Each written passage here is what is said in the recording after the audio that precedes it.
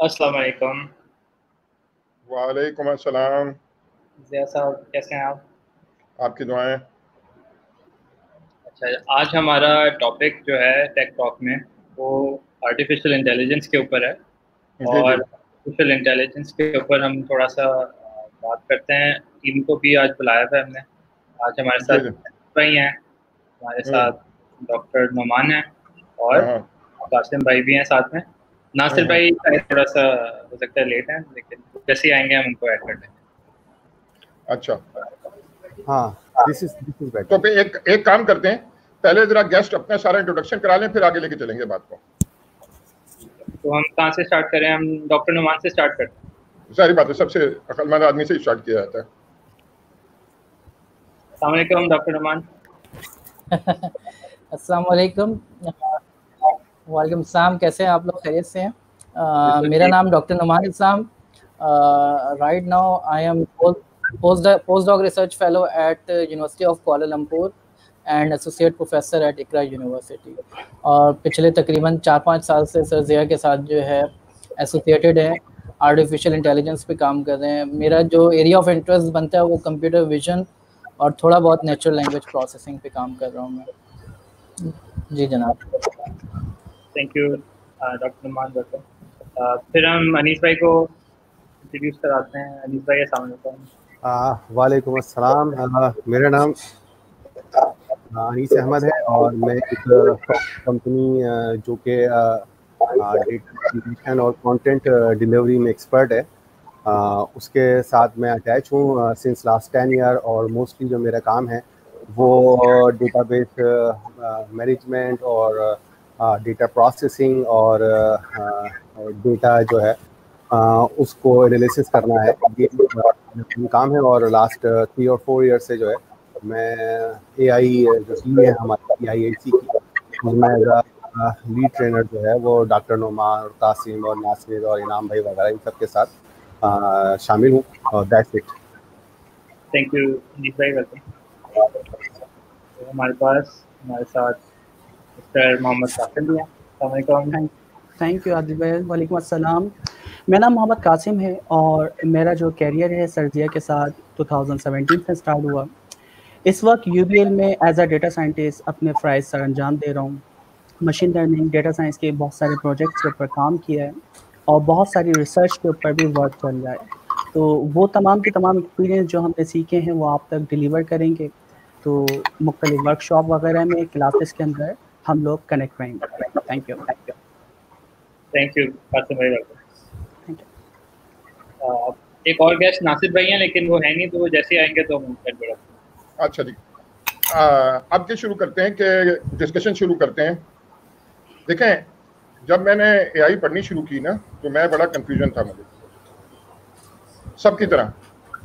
अब बहुत सारे लोग, हमारे सबसे ज़्यादा स्टूडेंट्स जो है ना अभी एआई में, मगर एआई में इतना कंफ्यूजन है कि वो लोग ये समझते हैं कि ये कोई जादू है, कि कोई वो जो टीवी पे देखते हैं ना या फिल्मों में देखते हैं कि वो जो एआई का मिसाल होती है कि भाई एक बंदा है या एक लड़की है, आइडियल केस में वो सब कुछ जानती है। अच्छा, और वो जो है सब कुछ जानती है, वो क्या कहते हैं, उसको सब कुछ पहले ही पता है। तो मैं उससे पूछूंगा आपका नाम क्या है, वो कहेगी मेरा नाम जुलाखा है, एंड सो ऑन। और बहुत से लोगों का दिली ख्वाहिश पूरी हो जाए कि वो फौरन कहे कि मैं आपसे शादी भी करना चाहती हूँ, तो और ये मना कर दें। मगर मगर ऐसा कुछ है नहीं। अच्छा, हम शुरू करते हैं डॉक्टर नोमान से, कि वहां से उनसे पूछते हैं कि ये क्या बला क्या है आर्टिफिशियल इंटेलिजेंस। मतलब अभी जो सारी हाइप है ना डीप लर्निंग की, और इस वक्त जो टेक्नोलॉजी है वो आर्टिफिशियल इंटेलिजेंस, उसका क्या मतलब है। और बारी बारी हम ये चारों एक्सपर्ट हैं, आदिल आप भी एक्सपर्ट हैं, तो क्या कहते हैं, अपनी अपनी राय देंगे। डॉक्टर नोमान से शुरू करते हैं।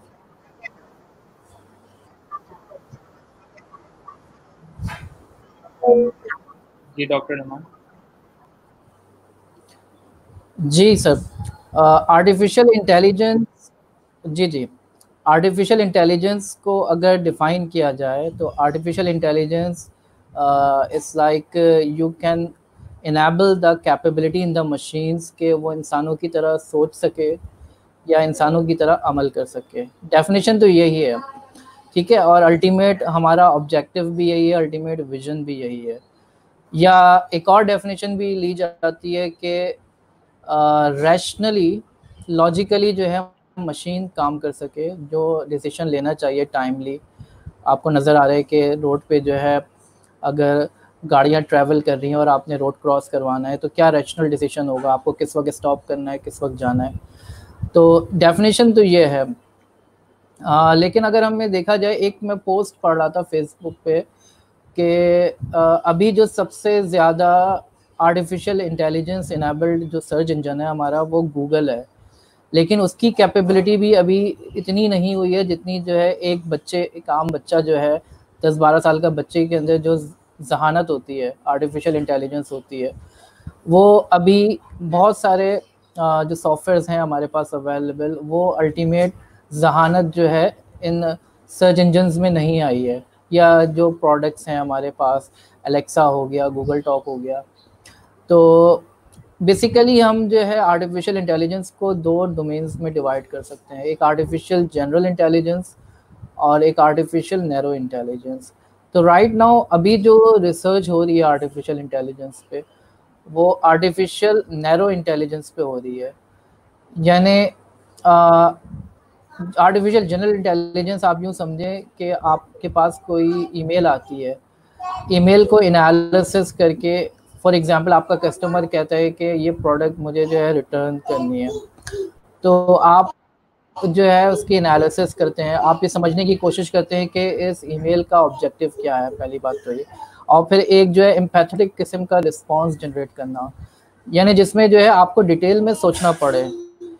तो ये आर्टिफिशियल जनरल इंटेलिजेंस है जो कि अल्टीमेट ऑब्जेक्टिव है कि एक सुपर इंटेलिजेंस अचीव की जा सके। लेकिन आर्टिफिशियल नैरो इंटेलिजेंस जो कि अभी तक अचीव की गई है, उसका ऑब्जेक्टिव ये है कि आप विद इन अ सेकेंड अगर कोई थॉट आपने फॉर एग्जांपल इमेज देखी, आपने फ़ौरन रिकग्नाइज कर ली, within the thoughts of a second आप जो है जो इंटेलिजेंस इस्तेमाल कर सकते हैं। जैसे आपको जो है ड्राइवरलेस कार्स की बात करें तो सामने अगर जो है आपको कोई गाड़ी नज़र आती है जिसमें विद इन, जो एंड्रयू नैग ने जो डिफाइन किया है इसको, वो यही कहता है कि विद इन अ सेकेंड की जो थॉट है आपकी, मिसाल के तौर पर किसी प्रोडक्ट को डिटेक्ट करना है कि ये डिफेक्टिव है या नहीं है, तो इस तरह के टास्क एक्सरे को देखते हुए डिटेक्ट करना है कि फॉर एग्जांपल इसमें कोई ट्यूमर है या नहीं है, ट्यूमर जो है उसकी नेचर कैसी है, कैंसरस है या नहीं है। तो इस तरह की जो चीज़ें हैं ये पॉसिबल है। लेकिन जो है जहाँ पे एम्पैथेटिक रिस्पांस जनरेट करना है, या आप जो है ऐसा एआई का सॉफ्टवेयर हो जो कि न्यूज़ को पढ़ के एनालाइज करके ये बता सके कि कल स्टॉक मार्केट में स्टॉक की प्राइस क्या होगी, शेयर्स जो है उनकी कीमतें क्या होंगी, ख़बरों को देखते हुए, ख़बरों को एनालाइज करते हुए।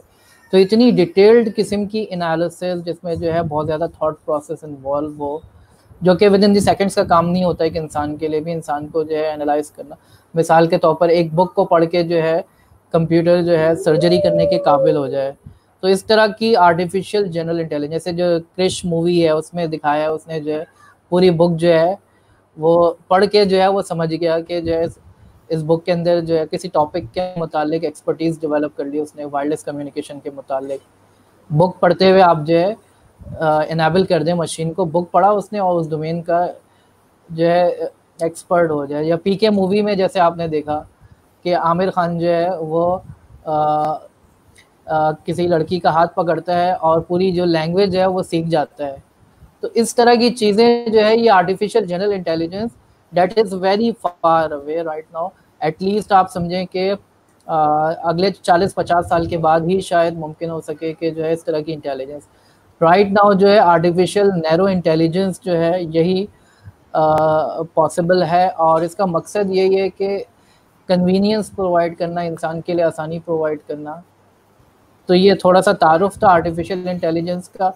और आर्टिफिशियल इंटेलिजेंस के बहुत सारे डोमेन्स निकलते हैं जिस पे रिसर्च की जा सकती है, जिस पे काम किया जा सकता है, जिसमें कंप्यूटर विजन है, यानी आप जो है इमेजेस को रीड करके एनालाइज करके मेडिकल इमेजिंग आ जाती है, जिसके अंदर इमेज को देखते हुए, एक्सरे को देखते हुए या अल्ट्रासाउंड को देखते हुए जो है डायग्नोसिस करना, या नेचुरल लैंग्वेज प्रोसेसिंग है। नेचुरल लैंग्वेज प्रोसेसिंग के अंदर जो है आप टेक्स्ट को देखते हुए समराइज कर सकें, या फॉर एग्जांपल अभी आजकल बड़ी ज़बरदस्त एप्लीकेशंस बन रही हैं कि आजकल डिप्रेशन बड़ा आम हो गया कोरोना की वजह से, तो ऐसा जो है एक companion deep artificial intelligence based companion बना सके जो कि आपकी हेल्प करे, आपसे चैट करे और आपको जो है फैसिलिटेट करे कि आप डिप्रेशन से बाहर आ सके। तीसरा डोमेन जो है आर्टिफिशियल इंटेलिजेंस का, वो रीइंफोर्समेंट लर्निंग है। रीइंफोर्समेंट लर्निंग से मुराद ये है कि फॉर एग्जांपल कंप्यूटर अपने इन्वायरमेंट से सीखता है। कंप्यूटर कोई एक्शन लेता है, अपने इन्वायरमेंट से सीखता है, और उसके बाद जो है फिर वो जब वो सीख जाता है तो वो डिसीजंस जो है फिर ले सकता है। मिसाल के तौर पर गाड़ी चलाना सीखनी है उसको, इंसान भी ऐसे ही सीखता है, गलतियाँ करता है, इन्वायरमेंट के साथ इंटरेक्ट करता है। गाड़ी चलाना जब सीख जाता है फिर वो सेल्फ सफिशिएंट हो जाता है। तो ड्राइवरलेस कार्स हो गया, वीडियो गेम्स हो गए, यहाँ पे रीइंफोर्समेंट लर्निंग। बाकी डीप लर्निंग पे मेरा ख्याल है बाकी लोग ज़्यादा बेहतर रोशनी डालेंगे। मैंने काफ़ी टाइम ले लिया। Thank you very much. Thank you doctor Naman. असल में मैं जब सोचता हूँ ना आर्टिफिशियल इंटेलिजेंस का, तो मुझे जो सबसे ज़्यादा अभी डूएबल नज़र आता है किलर एप्लीकेशन। वो किलर एप्लीकेशन वो ये है कि भाई अगर आप ये कर सकें डॉक्टर साहब कि जो गूगल का सर्च इंजन है ना और एलेक्सा को कंबाइन कर दें। अच्छा, मगर अभी वो भी नहीं हुआ है, जो आपने बड़ा सही पॉइंट आउट किया, जो मैंने आपकी पॉइंट सबसे पहला वाला पॉइंट है ना, अगर मैं ये गूगल को सर्च कर सकूं, गूगल क्या कहते हैं, ये सर्च कर सकूं कि भाई गूगल मुझे ये बताओ कि कितने लोग आपका अल्लाह भला करे कोरोना में बीमार हैं। अच्छा, वो क्या करेगा, अभी वो डायरेक्ट जवाब नहीं दे सकता, वो इंडेक्स देगा बहुत सारी चीजों का, और वो जो मेरा जुमला है ना उसका मतलब भी नहीं निकाल सकता। अभी प्रॉब्लम ये है, जबकि असूलन ये जो करंट करीब अगले 1-2 साल में मुझे ऐसा लगता है कि ये डूएबल है, 2-3 साल में। मगर हम अभी नासिर भाई से पूछते हैं, नासिर भाई तो आई नहीं है, तो हम पूछते हैं क्या नाम है, अल्लाह भला करे, कासिम भाई से। कासिम भाई, ये जरा बताइए कि आपकी नज़र में आर्टिफिशियल इंटेलिजेंस का क्या मामला है? बिल्कुल सर, आर्टिफिशियल इंटेलिजेंस को समझने से पहले हमें ये समझना पड़ेगा कि इंटेलिजेंस क्या होती है। देखिए, इंसान किसी चीज़ को सीखता है, सीखने के बाद वो उसका एक्सपीरियंस बन जाता है। अच्छा, अब उसी तरह की चीज़ उसके सामने जब होती है तो वो अपने एक्सपीरियंस की बेस के ऊपर उस प्रॉब्लम को बहुत अच्छे तरीके से सॉल्व करता है या डिसीजन लेता है। तो ये क्या है उसकी इंटेलिजेंस, कि उसने कोई चीज़ सीखी, वो उसका एक्सपीरियंस बन गया, तो ये एक्सपीरियंस जो है वो उसकी बन जाती है इंटेलिजेंस। अच्छा, तो आर्टिफिशियल इंटेलिजेंस यही चीज़ हम मशीन को या कंप्यूटर को प्रोवाइड करें, तो अगर हम मशीन को यानी ये कैपेबिलिटी ले आएँ कि वो इंसान की तरह, जिस तरह इंसान चीज़ों को सीखता है, लर्न करता है और नई आने वाली चीज़ को परफॉर्म करता है, तो उसको हम क्या कहते हैं, आर्टिफिशियल इंटेलिजेंस। आर्टिफिशियल इंटेलिजेंस के अंदर बहुत सारी आपकी लर्निंग की टाइप होती है। पहली लर्निंग की टाइप है सुपरवाइज लर्निंग। सुपरवाइज लर्निंग का मतलब क्या है कि कोई ना कोई सुपरवाइजर हो, जैसे कि इंसान है, तो हम इंसान की नॉर्मल लर्निंग की बात करते हैं कि अगर मैं सुपरवाइज लर्निंग के तरीके से कोई चीज़ सीखूं तो मेरा कोई सुपरवाइजर होगा। वो सुपरवाइजर कौन हो सकता है, मेरे वालिदैन हो सकते हैं, टीचर हो सकते हैं, दोस्त हो सकते हैं, इंटरनेट से कोई वीडियो में देख के सीख सकता हूँ, या मुख्तलिफ रिसोर्स किताब पढ़ के भी मैं सीख सकता हूँ। तो अब ये जो लर्निंग है जिसमें कोई सुपरवाइजर शामिल है, चाहे वो किताब हो, इंटरनेट हो, या डायरेक्टली कोई टीचर हो या मेरे वालिदैन हो, वो मुझे कोई चीज़ सिखाते हैं।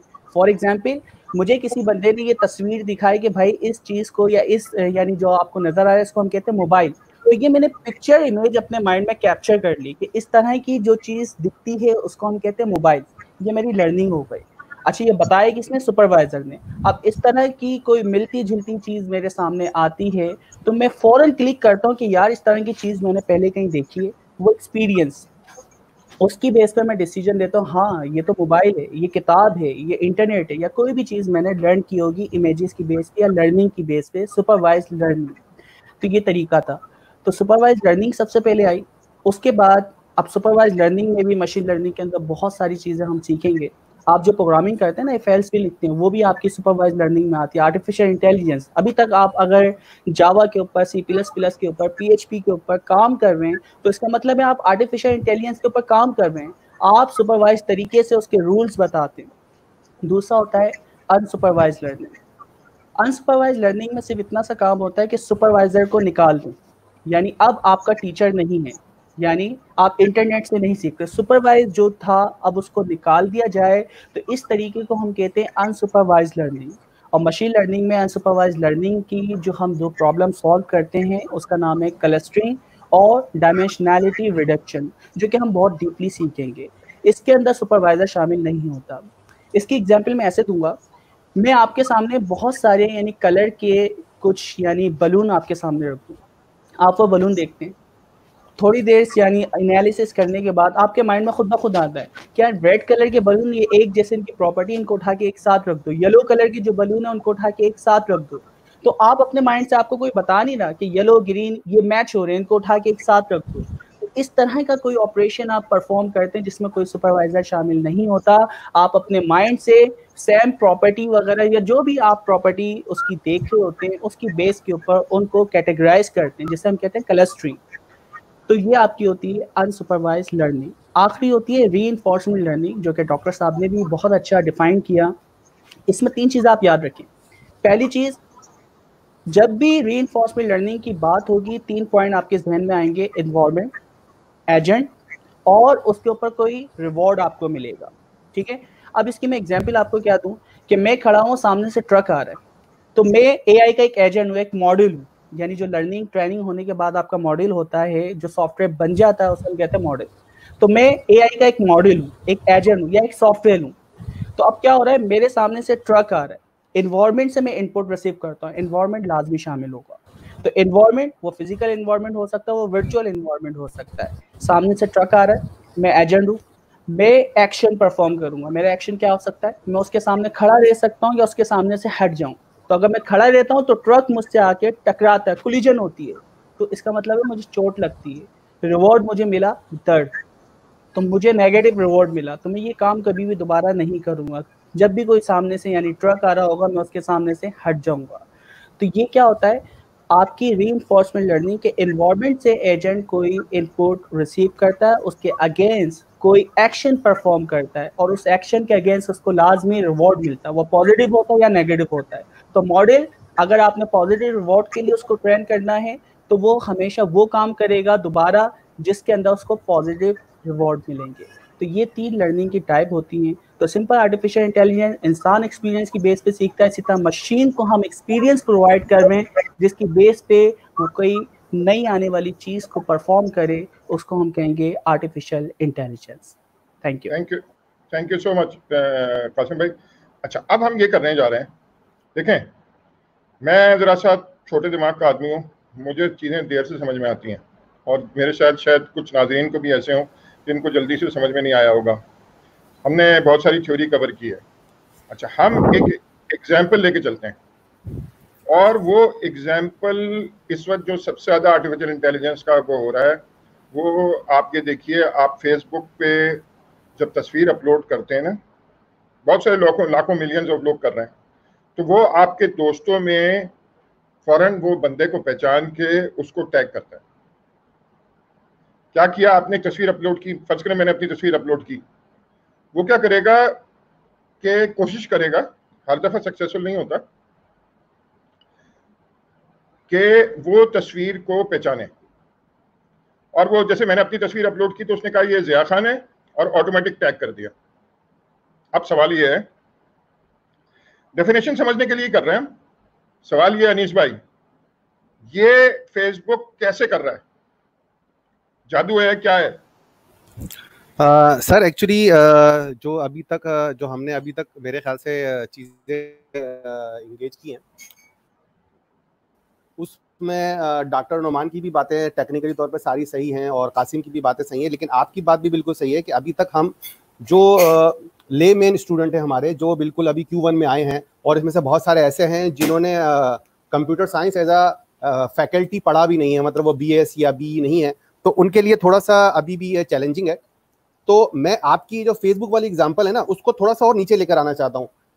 जो आपने हमेशा हमें ये बताया कि भाई चीज़ों को जब तक हम बहुत ज़्यादा लो लेवल पर नहीं लेकर आएंगे, हम उसको प्रॉपरली जो है वो डिलीवर नहीं कर सकते। तो इसके अंदर मैं फेसबुक से भी एक छोटी एग्जांपल लेना चाहता हूँ, ताकि हम जो है वो इंटेलिजेंस को भी समझ लें और आर्टिफिशियल इंटेलिजेंस को भी समझ लें कि भाई अगर फर्ज करें हमें एक सेल फोन खरीदना है मार्केट में और हमारे पास तकरीबन 20,000 रुपए हैं, तो हम जो है वो सेल फोन खरीदने मार्केट में जाएंगे, तो हम कौन सा सेल फोन खरीदेंगे, ये एक हमारा एक डिसीजन है जो बेस करेगा हमारी इंटेलिजेंस पे।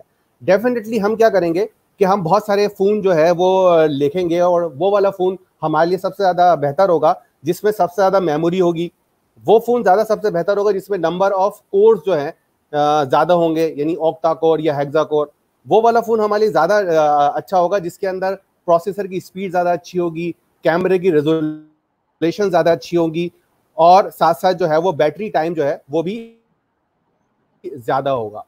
अब लेने के लिए मुझे 50 या 60 फ़ोन जो है अगर मुझे दिए जाएंगे, भाई इनमें से ढूंढ लो सबसे अच्छा कौन सा है, तो यहाँ पर मुझे बहुत ज़्यादा टाइम लगेगा और इसके अंदर जो है वो मेरी जो इंटेलिजेंस है इसके अंदर मैं थोड़ा सा परेशानी का शिकार हो सकता हूँ। यहाँ पर जो है कंप्यूटर हमारी बड़ी हेल्प कर सकता है। वो अगर हम उसको ये डेटा दे दें तो वो हमें देखकर ये सारे डेटा को प्रोसेस करके बहुत जल्दी, जैसे डॉक्टर नुमान ने बताया, with in a few seconds या हार्डली 10-12 सेकेंड के अंदर हमें बता देगा कि ये जो 100 इनपुट्स दिए गए हैं उन इनपुट्स में से सबसे बेस्ट नंबर ऑफ प्रोसेसर रखने वाला, नंबर ऑफ मेमोरी रखने वाला, सबसे अच्छी स्क्रीन रेजोल्यूशन रखने वाला सेल फोन कौन सा है। यही काम अगर हम मैनुअल करेंगे तो हो सकता है हम 5, 6, 7 या 10 सेल फोन के अंदर भी जो है वो डिसीजन ले ले, लेकिन हम 100 डिसीजन में नहीं ले सकते। तो ये जो काम हम जो काम इंटेलिजेंस से कर रहे थे उसको हमने क्या किया, कंप्यूटर के हवाले कर दिया और कंप्यूटर ने जो है वो अपनी कंप्यूटेशनल पावर को यूज करते हुए हमें एक डिसीजन लेने में हेल्प की। क्योंकि अगर हम इसको मैनुअली भी करते तो हमें यही करना होता ना कि हम जो है वो एक सेल फोन देखते, उसकी स्पेसिफिकेशन देखते, फिर दूसरे की स्पेसिफिकेशन देखते कि यार किसकी रेजोल्यूशन अच्छी है, किसके पावर ज़्यादा अच्छा है, किसका बैटरी टाइम ज़्यादा अच्छा है और किसका जो है वो मेमोरी जो है वो सबसे ज़्यादा है। ये काम जो है वो हमें कंप्यूटर ने करके दे दिया। तो इसका मतलब ये हुआ कि हमने क्या किया कि वो जो हमारी इंटेलिजेंस थी उसको हमने कंप्यूटर के हवाले कर दिया और कंप्यूटर ने हमें इंफॉर्मेशन दे दी।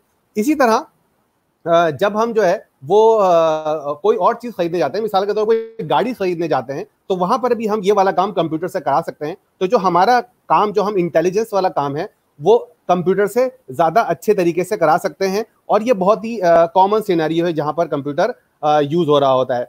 इवन बाज़ जगह जो है वो हमें कुछ, जैसे आपने अभी डिस्कस किया और काफी सब लोग बाकी डिस्कस किया कि भाई हमें जो है वो सर्च करना है कोई इन्फॉर्मेशन, तो हमें कंप्यूटर जो है उससे जवाब देना है। मिसाल के तौर पे ईमेल की बात हो रही है या किसी टेक्स्ट की बात हो रही है और हमें ये पता करना है कि यार ये जो टेक्स्ट है इसके अंदर जो है वो हमारे लिए इंफॉर्मेशन है या नहीं है। तो हम इसके लिए एक तरीका तो ये है जो हम अपनी इंटेलिजेंस यूज करेंगे और वो क्या करेंगे कि हम एक एक वर्ड को चेक करेंगे और हमारे जहन में पहले से, जैसे अभी हमारे बाकी लोगों ने भी डिस्कस किया कि हमारे जहन में पहले से जो है वो पता होता है कि कुछ वर्ड जो है वो अच्छे होते हैं और कुछ वक्त बुरे होते हैं। तो अगर किसी टेक्स्ट में कुछ अच्छे वर्ड हैं तो हम समझ लेंगे कि ये अच्छा है और अगर कुछ बुरे वर्ड हैं तो हम समझ लेंगे कि ये टेक्स्ट बुरा है। लेकिन यहाँ पर जो है हम अगर ये काम खुद करने बैठे हैं और हमारे पास जो है वो 1000 जो है वो ईमेल्स हों तो हम बहुत जल्दी बोर हो जाते हैं। यहाँ पर अगर हम यही चीज कंप्यूटर के हवाले कर दें और कंप्यूटर को हम लिस्ट बता दें कि भाई ये जो है अच्छे वर्ड हैं और ये जो है वो बुरे वर्ड हैं, और उसमें से देखो और देखने के बाद जिसमें अच्छे वर्ड हो उनको अलग कर दो और जो बुरे वर्ड हो उनको अलग कर दो, तो ये काम जो है हम एक तरह से कह सकते हैं कि हमने अपनी इंटेलिजेंस जो है वो कंप्यूटर के हवाले कर दी। अब ये आर्टिफिशियल इंटेलिजेंस है।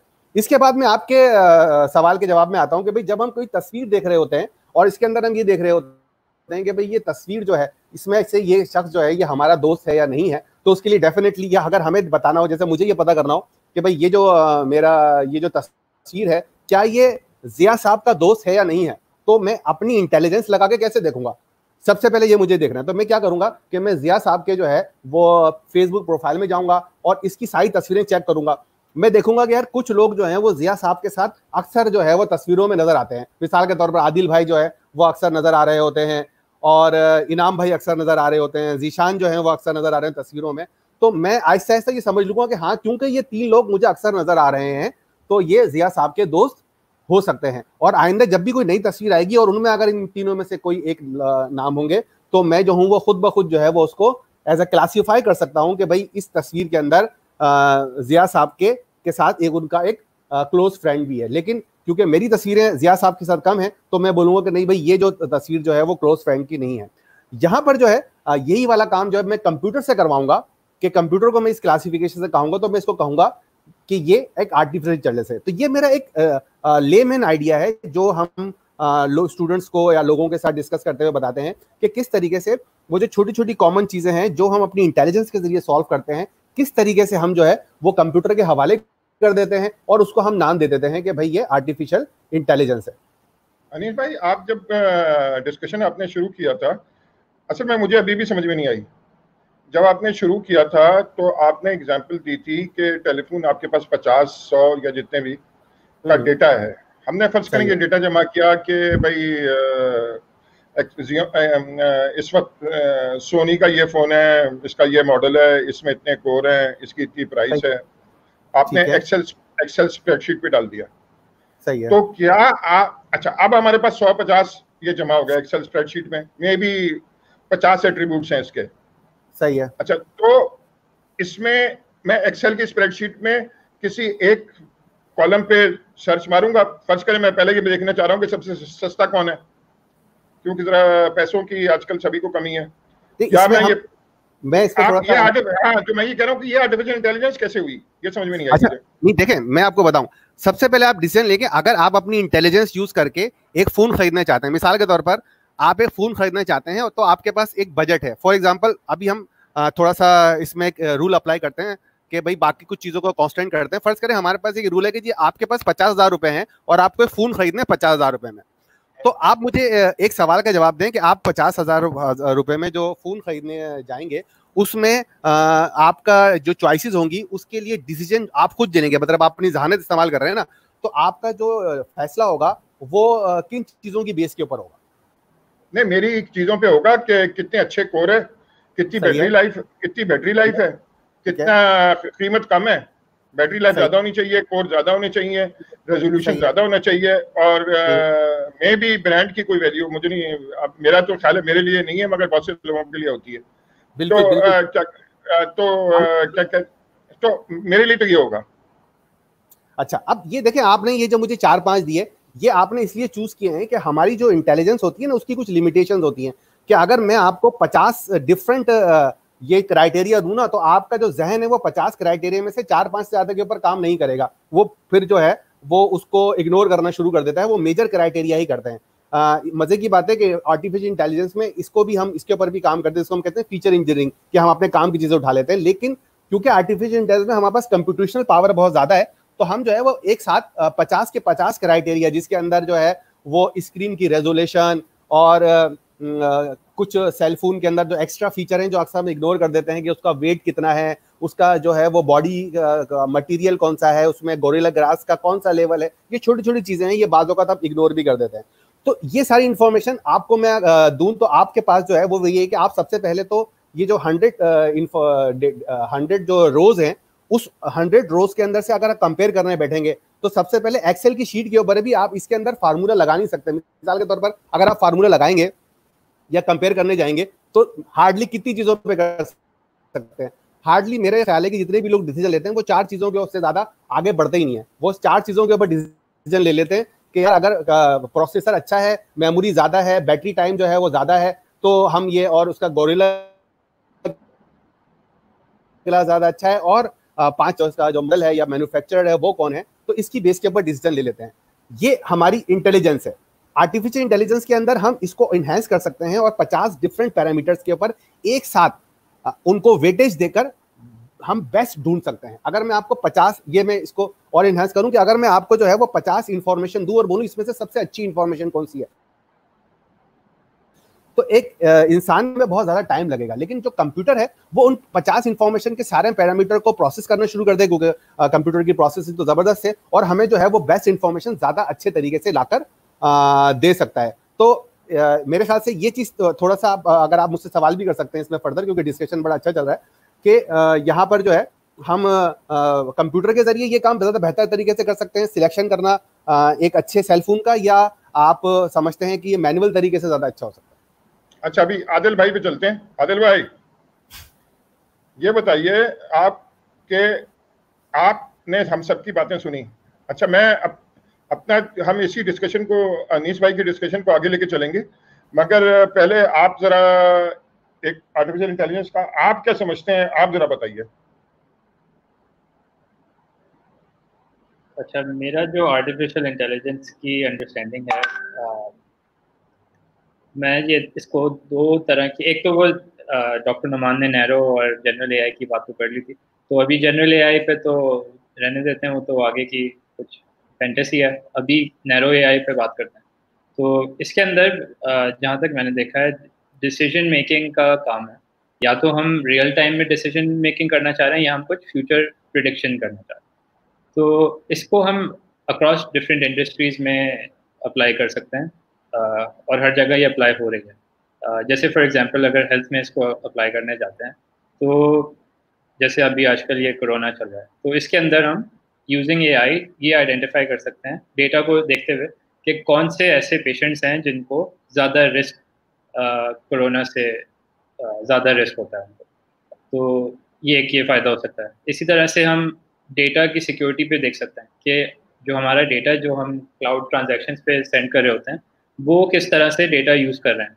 तो एआई एल्गोरिदम्स प्रिडिक्ट कर सकते हैं कि कोई डेटा सिक्योरिटी ब्रीचेस तो नहीं होती। इसी तरह से एक सिक्योरिटी, अगर डेटा की हटाकर अगर हम पर्सनल सिक्योरिटी पे बात करें, जैसे फॉर एग्जांपल कोई इवेंट होता है, इवेंट के अंदर नॉर्मली कोई बड़ा अगर स्पोर्टिंग इवेंट होता है, जैसे पाकिस्तान में होता है, जैसे क्रिकेट मैच हो रहा है, तो उसके अंदर आपने देखा है कितनी सारी सिक्योरिटी होती है, कितने सारे सिक्योरिटी फोर्सेस होते हैं, और वो सारे ह्यूमन ट्रेनिंग के ऊपर डिपेंडेंट होते हैं कि जो ह्यूमन ट्रेनिंग की हुई है सिक्योरिटी फोर्सेस की, वो आइडेंटिफाई कर सकते हैं अगर कुछ सस्पिशियस एक्टिविटी हो रही। तो यहाँ पर एआई का काम हो सकता है कि एआई कैन ऑल्सो और and it can do better job of identifying security risk. AI हम यूज़ कर सकते हैं फाइनेंशियल ट्रेडिंग के ऊपर। फाइनेंशियल ट्रेडिंग के ऊपर किस तरह से कि बहुत सारी कंपनीज जो स्टॉक मार्केट्स पे ट्रेडिंग कर रहे होते हैं, वो मशीन लर्निंग सिस्टम्स यूज़ करते हैं, खुद बनाए हुए होते हैं, तो प्रोप्राइटरी होते हैं, वो ओपन सोर्स कोई करता नहीं है इस तरह का, क्योंकि उनको लगता है कि they're making a profit out of it. तो वो प्रोबेबिलिटीज़ यूज़ करके फाइनेंशियल ट्रेडिंग सिस्टम्स बनाते हैं, जिससे दे कैन यूज़ प्रोबेबिलिटीज़ और हाई वॉल्यूम्स पे प्रोबेबिलिटी पे वो फिर बेट करते हैं। अगर आपके पास वॉल्यूम हाई और मार्जिन लो हैं तो यू कैन मेक प्रॉफिट। तो इस तरह से फाइनेंशियल ट्रेडिंग में एआई यूज़ होती है। फ्रॉड डिटेक्शन के लिए एआई यूज़ होता है, लाइक पेपैल यूज़ करता है एआई को मनी लॉन्ड्रिंग को फाइट करने के लिए। और इसी तरह से जो भी फाइनेंशियल इंस्टीट्यूशंस हैं, वो ट्रांजैक्शंस को कंपेयर कर सकते हैं बिटवीन आपके ट्रांजैक्शंस को और जनरल पब्लिक के ट्रांजैक्शंस को, ये आइडेंटिफाई करने के लिए कि जो आपने ट्रांजैक्शन किया है क्या ये ऑथेंटिक ट्रांजैक्शन है या इसके अंदर कोई, if they find some sort of anomaly, तो उनको लग सकता है कि maybe this is a fraudulent transaction. Recommendations में एआई यूज़ हो सकती है। रिकमेंडेशंस किस तरह से, जैसे अगर हम ऑनलाइन ई कॉमर्स कर रहे हैं, तो ई कॉमर्स के ऊपर हम यूज़ कर सकते हैं एआई को। जैसे आपने कोई चीज़ परचेस करनी है, तो आपका एक हिस्ट्री होती है हर यूज़र की। अगर आप अमेज़ॉन पे कस्टमर हैं, तो उनके पास सारा डेटा होता है कि आपने अभी तक क्या बाई किया है, और आपका डेटा देखते हुए वो आपको क्लासिफाई कर लेते हैं विद अदर यूज़र्स, और वो फिर डिटरमिन कर सकते हैं कि आप नेक्स्ट परचेस क्या करने जाएंगे। इसी तरह से अगर आप नेटफ्लिक्स पे वीडियोस वॉच करते हैं या यूट्यूब पे वीडियोस वॉच करते हैं, तो वो आपके डेटा को देखते हुए और दूसरे यूज़र्स के डेटा जो मैचिंग होता है आपके करीब करीब, तो वो आपके फ्यूचर प्रिडिक्शंस कर सकते हैं कि what you will watch next. तो वो आपको फिर रिकमेंडेशंस दे सकता है कि what you're likely to watch. Okay, thank you. तो इस तरह से different cases of AI. जी, हम ये करते हैं, अब अनीस भाई का जो एग्जांपल है ना, उसको लेके चलते हैं। अच्छा, क्योंकि मैंने आपको बताया मुझे आती है समझ में बड़ी देर में, और मैं अज्यूम करता हूँ कि मेरे 20% नाजरीन जो है ना, उनको भी देर में समझ में आती है, बाकी 80% तो हमसे तेज है। अच्छा, अब ये मामला है कि यहाँ पे जितने भी लोग बैठे हुए हैं ना, माशाल्लाह ये सारे के सारे जीनियसेस हैं, और ये आम आदमी के जबान में ना बात करते नहीं है, ये ऐसी बात करते हैं जो मेरे जैसे लोगों को समझ में नहीं आती। अच्छा, अब हम क्या करते हैं कि अनीस भाई का एग्जाम्पल लेके चलते हैं। हम अज्यूम करते हैं कि मार्केट में 1000 फोन आए। हमने ये किया कि एक एक्सेल स्प्रेडशीट बनाई, उसमें उनके प्रोसेसर किस कंपनी का नाम, कोर कितने हैं, मेमोरी कितनी है, बैटरी लाइफ कितनी है, वेट कितना है, कैमरा क्वालिटी कैसी है, कितने बैक एंड दोनों जो कैमरे होते हैं कितने कैमरे हैं, आजकल तो 3 कैमरे हैं। सर सॉरी, मैं आपको डिस्टर्ब कर रहा हूँ। मैं अपना एक सिनेरियो ऐड करना चाह रहा था कि फर्ज करें कि आपकी एक जो है वो दुकान है जहां आप सेल फोन बेचते हैं और आप के सामने जो है 1000 सेल फोन का डेटा मौजूद है, लेकिन जाहिर सी बात है सारे फोन तो आप अपनी दुकान पे नहीं लगा सकते ना, तो आपको जो है वो मिसाल के तौर पर 40 फोन जो है वो उसमें से चूज करने हैं। तो अब इस सिनेरियो को लेके चलें कि उसमें से आप 40 फोन जो है वो कौन से चूज करेंगे ताकि आप अपनी दुकान पर बेच सकें। उसी पे जा रहा हूँ। अच्छा, अब मैं क्या करूंगा, ये हमने सिनेरियो तो सब समझ गया मेरे को। अब मैं क्या करूंगा कि मैं अपना सोल्यूशन बताऊंगा कि मैं इसको आर्टिफिशियल इंटेलिजेंस की जो करंट टेक्निक्स हैं उसको कैसे सॉल्व करूंगा, फिर हर एक आदमी अपना बताएगा। सही है अनीस भाई? है, ताकि ना पब्लिक को ना प्रैक्टिकल बात समझ में आए। हाँ, बिल्कुल। अच्छा, तो अच्छा, तो हम क्या करते हैं, मैं बताऊं क्या करूंगा। मैं इसमें 2 टेक्निक लगाऊंगा। वो क्या है? मैं एक तो क्लस्टरिंग करूंगा। मैं क्या करूंगा, अच्छा ये अनसुपरवाइज्ड लर्निंग है, उसमें मैं भी कोई इनपुट नहीं दे रहा। मैंने जो उसके, लेट्स अज्यूम करते हैं कि हमारे पास 1000 फोन है और उसके 1000 फोन के 50 फीचर्स हैं। मिसाल के तौर पर से एक फीचर ये है कि वेट क्या है, दूसरा फीचर ये है कि कोर कितने हैं। फीचर का मतलब कोई खास बात नहीं है। अच्छा, ये मैंने सारे 1000 के 1000 को एक्सेल स्प्रेडशीट में डाल दिया। मैं क्या करूंगा, अब एक तरीका तो ये है कि मैं उनको ग्राफ पे प्लॉट करूं, मगर क्योंकि 50 वेरिएबल हैं तो 50 वेरिएबल को या 50 फीचर्स को मैं ग्राफ पे प्लॉट करके देख नहीं सकता कि कौन एक जैसे हैं फोन, यानी कौन अच्छे हैं या जाए। अब वो 50 फोन है ना, सॉरी 1000 फोन है। अब मैं 50 डायमेंशन में सोच नहीं सकता, तो मैं क्या करूंगा, टेंसरफ्लो को इस्तेमाल करूंगा, लाइब्रेरी को, और मैं कहूंगा कि मुझे क्लस्टर कर दो। क्लस्टर से मतलब ये कि जो एक जैसे करीब करीब है ना, अच्छा, तो वो मुझे एक ग्राफ बना के दे देगा या डेटा बना के दे देगा कि 1000 को 50 हाई एंड फोन हैं, 100 जो हैं वो दरमियाने हैं। अच्छा, ये मैं क्लासिफाई कर रहा हूँ, बाद में उनको नाम दे रहा हूँ कि दरमियाने ये क्या है। वो क्या करेगा कि क्लस्टर बना के, अच्छा ये पुरानी काफी टेक्निक है, मैं इंडिविजुअल नहीं क्लस्टर कर रहा। देखिए, मैं तो 50 वेरिएबल और 1000 फोन को क्लस्टर कर ही नहीं सकता। क्लस्टरिंग का मतलब है एक जैसे कौन से हैं। तो पहली टेक्निक मैं ये इस्तेमाल करूंगा, मेरे पास ये आ जाएगा कि ये 8 किस्म के मोबाइल फोन है, 8 किस्म के, 8 टाइप के, 1000 को 8 टाइप में डिफाइन कर। एक तरकीब तो ये है ताकि मैं डेटा को और अच्छी तरह एनालाइज कर सकूं। अच्छा, दूसरी टेक्निक ये तो अनसुपरवाइज थी, तो सुपरवाइज में, सुपरवाइज में मैं ये करूंगा कि इन 50 जो 1000 फोन हैं, हर फोन को देखना शुरू करूंगा और मैं खुद उसको कैटेगराइज करूंगा, लेट्स से कि 1 to 10 के स्केल पे, कि यार ये वाला फोन है, मैं उसमें से निकाल लेता हूँ 100, क्योंकि मैं 1000 को तो कैटेगराइज कर नहीं सकता। मैं अपना डेटा उस 1000 में से रैंडमली 100 निकाल लेता हूँ।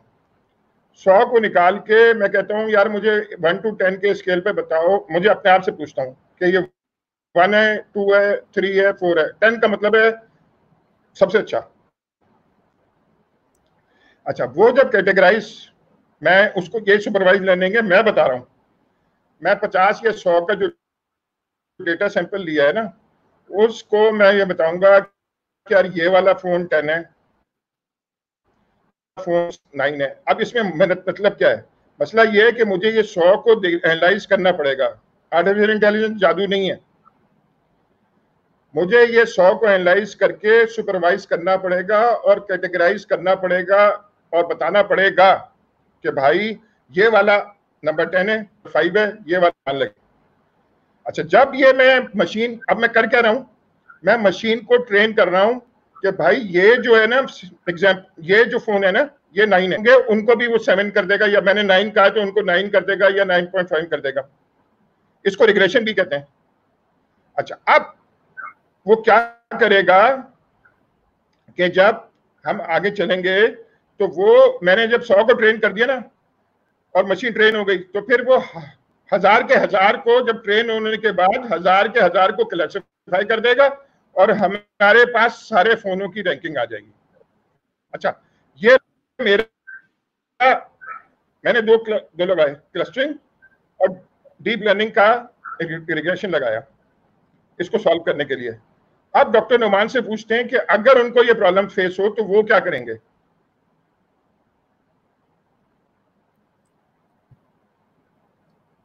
जी सर,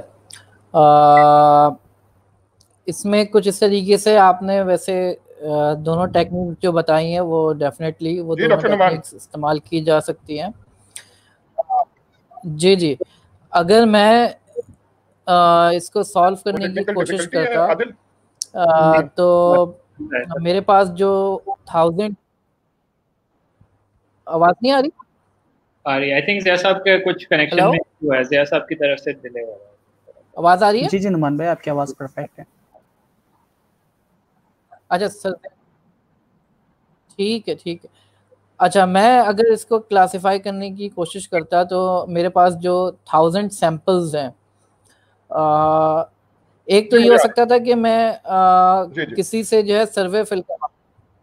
जी जी, मैं जो 1000 सैंपल्स हैं मैं उनको ज़ाया नहीं, आपने कहा कि 100 जो सैंपल्स हैं आप उसको फिल करेंगे, कैटेगराइज करेंगे। मैं पूरे 1000 को करता क्योंकि जितना डेटा मेरे पास मौजूद है वो मैं पूरे उस डेटा को इस्तेमाल करता। The more the data the merrier it is. तो जितना ज़्यादा डेटा उसको इस्तेमाल करें और उसमें जितने भी फीचर्स हैं उसकी बेस पे मैं कैटेगराइज करता कि ये जो है। अच्छा, मैं यहाँ पे क्लासिफिकेशन इस्तेमाल करता रिग्रेशन के बदले। मैं उसको जो है मिसाल के तौर पर 5 कैटेगरीज में डिवाइड करता कि ये मोस्ट एक्सपेंसिव है, ये लीस्ट एक्सपेंसिव है, ये जो है इंटरमीडिएट रेंज पे है जो कि एक मिडिल क्लास फैमिली इस्तेमाल कर सकती है। इस तरीके से कैटेगराइज कर सकते हैं या कोई दूसरा भी तरीका हो सकता है।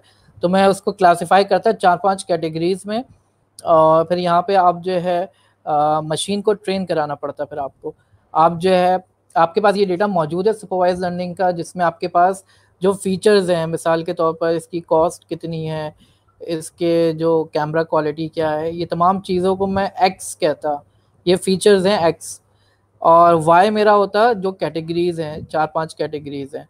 तो मैं कंप्यूटर को फिर डेटा देता, मैं बोलता कि भाई ये इस तरह का डेटा है और मेरे हिसाब से ये इस कैटेगरी को बिलोंग करता है।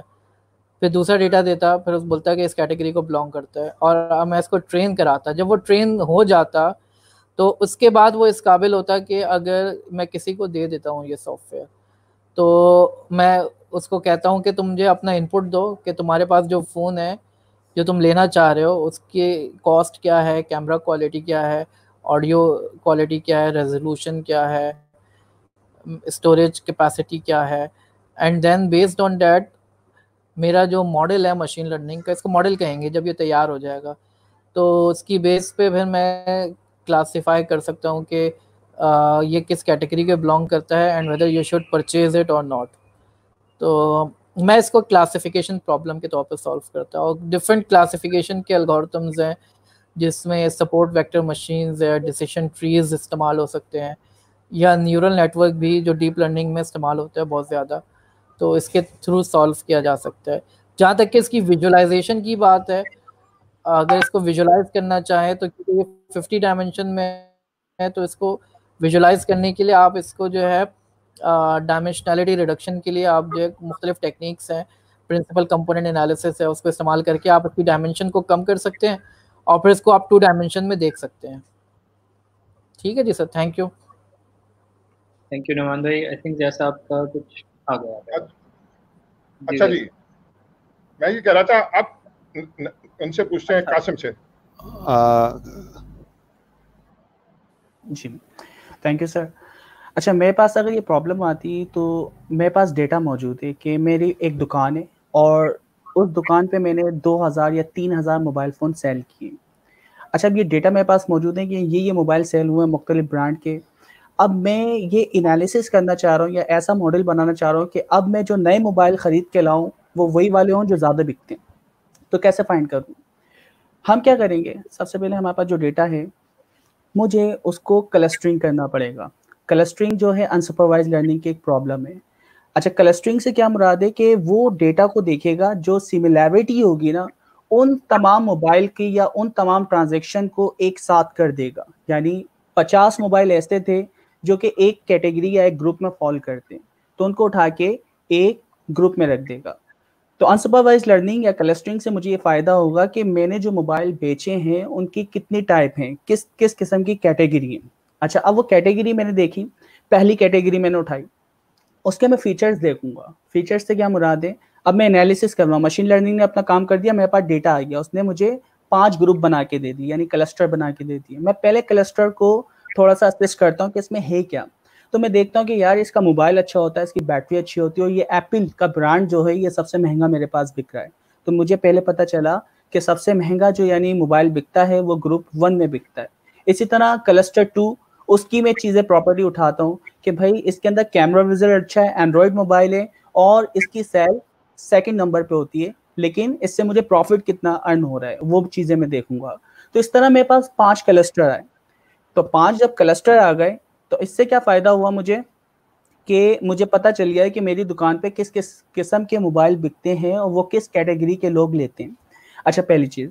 अब मैं ये चाह रहा हूँ कि यार मैं कोई ऐसा मॉडल बना दूँ, एक ऐसा सॉफ्टवेयर बना दूँ कि कोई भी दुकान वाला सिर्फ वो मोबाइल का मॉडल या जो प्रॉपर्टीज़ हैं जिसे हम फीचर्स कहते हैं वो चीज़ें डाले और उसको ये पता चल जाए कि ये मोबाइल उसकी दुकान पे बिकेगा या नहीं, ठीक है, या ये कौन सी कैटेगरी में फॉल करता है। इसे लोग यानी अपर कैटेगरी के लोग खरीदेंगे या मिडिल क्लास लोग यानी खरीदेंगे, तो उसको ये बता दें। तो इससे क्या फ़ायदा होगा कि हम अपना ये मॉडल ट्रेन कर दें, क्योंकि मेरे पास क्लास आ गए, लेबल आ गए। अब मैं दूसरी यहाँ पे इस्तेमाल करूँगा क्लासिफिकेशन टेक्निक। तो क्लासिफिकेशन टेक्निक में A to B मैपिंग कि भाई ये फीचर्स हैं, यानी कैमरा रिजल्ट उसके यानी मुख्तलिफ ब्रांड, और ये इसका लेबल है कि कैटेगरी 1 इसको खरीदते हैं।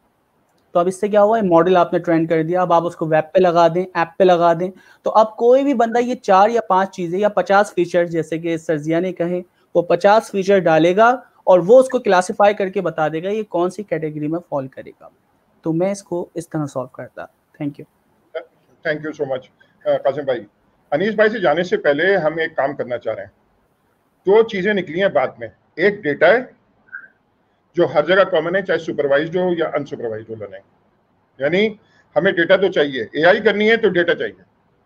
और फिर सुपरवाइज्ड लर्निंग में, अनसुपरवाइज्ड में तो क्या कहते हैं, आप क्लस्टरिंग वगैरह के एल्गोरिथम जो लगाते हैं उसमें डेटा जो है ना, आप क्या कहते हैं वो उसको प्रोसेस कर देता है और आपको अपनी जान नहीं लगानी पड़ती। मगर सुपरवाइज्ड में आपको लर्निंग कराने के लिए पहले अपनी इंसानों को उसको मशीन को सिखाना पड़ता है। अब जाहिर बात है इंसान की जान लगेगी। तो हमने ये बात देखी, डेटा होता है। अच्छा, डेटा तो सुपरवाइज और अनसुपरवाइज में दोनों में चाहिए, और सुपरवाइज में ह्यूमन इंटरवेंशन भी शामिल है और हम क्लासिफाई करके देते हैं। अच्छा, अगर एक तीसरा भी तरीका हो सकता है, हम ये करते हैं कि सारे फोन की एवरेज दुकानों से कलेक्ट करते हैं कि ये फीचर्स हैं या ये मॉडल है और ये इसके फीचर्स हैं और ये इतने सेल हुए, ये रिग्रेशन है। तो वो बिल्कुल अच्छी डॉक्टर नोमान ने बात की थी कि हमारे पास अब 3 तरीके हो गए। नंबर 1 क्लस्टरिंग का एल्गोरिथम जो अनसुपरवाइज्ड है, नंबर 2 रिग्रेशन, और नंबर 3 क्लासिफिकेशन। ये दोनों रिग्रेशन और क्लासिफिकेशन देखते हैं कि ये आगे लेके क्या चलते हैं। अनीस भाई को अब देते हैं। अनीस भाई, आप बताइए आप कैसे सॉल्व करते हैं। मैं सबसे पहले तो ज़िया साहब जो अपना सिनेरियो थोड़ा सा रिपीट करना चाहता हूँ, ताकि कुछ लोग जो नए हैं या कुछ लोग थोड़ा सा क्योंकि हमारी जो डिबेट है वो काफ़ी कॉम्प्रिहेंसिव है, तो उसमें कि हमने एक सिनेरियो चूज़ किया है कि भाई हमारे पास एक दुकान है और उस दुकान के अंदर हम ये चाहते हैं कि हम सिर्फ वही सेल फोन खरीदें जो ज़्यादा से ज़्यादा बिकते हों। तो जब भी हम सेल फोन खरीदने जाते हैं तो हम रैंडम डिसीजन नहीं लेते, मतलब हम जाकर कोई भी 100 फ़ोन नहीं उठाते, बल्कि वो वाले फ़ोन उठाते हैं खरीदने के लिए, वो वाले फ़ोन खरीदते हैं जो हमारी दुकान के ऊपर ज़्यादा जल्दी सेल हो जाए। मेरे ख्याल से यही वाला सिनेरियो है ना जिसके ऊपर हम काम कर रहे हैं। जी बिल्कुल बिल्कुल। अच्छा, अब इसके अंदर इसमें एक चीज़ तो लाजमी है कि इसमें एक वर्ड इस्तेमाल किया है कासिम ने भी और सब ने भी, और वो है लर्निंग या ट्रेनिंग। तो अगर हम इंटेलिजेंस के हवाले से देखें तो इसमें ट्रेनिंग जो है वो उस दुकान वाले की भी हो रही है। दुकान वाले को भी टाइम लगा ये चीज जानने में कि यार मेरी दुकान के ऊपर ज्यादा कौन से सेलफोन ज्यादा बिकते हैं और कौन से कम बिकते हैं। इसी तरह दुकान वाले को थोड़ा सा टाइम लगा ये चीज जानने में कि मैं क्लासिफिकेशन किस बेस पे करूं, पैसों की प्राइस की बेस पे करूं या फीचर की बेस पे करूं या ब्रांड की बेस के ऊपर करूं।